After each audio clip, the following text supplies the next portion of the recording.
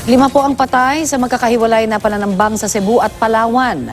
Yung isa, barangay chairman na asawa po ni San Fernando Cebu Mayor Neneth Reluya. Ang mainit na balita, hatid ni John Consulta.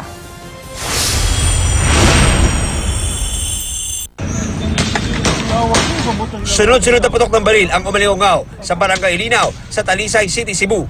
Tinagtad ng mga tama ng bala ang van na sinasakyan ni San Fernando Mayor Lacambini Neneth Reluya.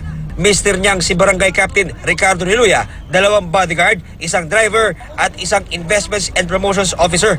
Patay si Barangay Captain Ricardo Reluya, ang driver ng van, at ang kasama nilang investments and promotions officer. Nakaligtas naman si Mayor Neneth at 2 niyang bodyguard. Mga demotorsiklong suspect daw ang nasa likod ng krimen ayon sa pulisya. Pero hindi pa nila tukoy kung ano ang motibo ng mga ito sa pagpatay. Kahapon, may napatay ring isang konsyahal sa San Fernando, Cebu. Kinilala siyang si Councilor Rene Boy Dacalos na kabilang daw sa drugs watch list. Sa ngayon, wala pang may tulong sa larin sa pamamaril. Sa Aborlan, Palawan, isang tumatakbong konsyahal naman ang itinumba ng mga hindi pa kilalang salarin. Base sa investigasyon, tinambangan si Ruben Villores Go habang pauwi sakay ng kanyang motorsiklo. Inaalam pa ng pulisya kung may kinalaman sa politika ang pamamaril.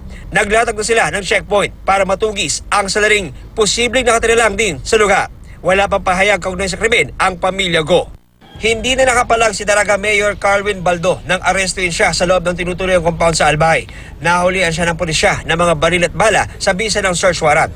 Si Baldo rin ang itinuturong mastermind sa pagpatay kay Ako Bicol Representative Rodel Batocabe nitong Disyembre.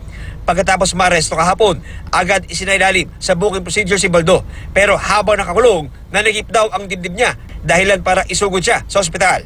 Inoobserbahan pa siya ng mga doktor. John Consulta, GMA News.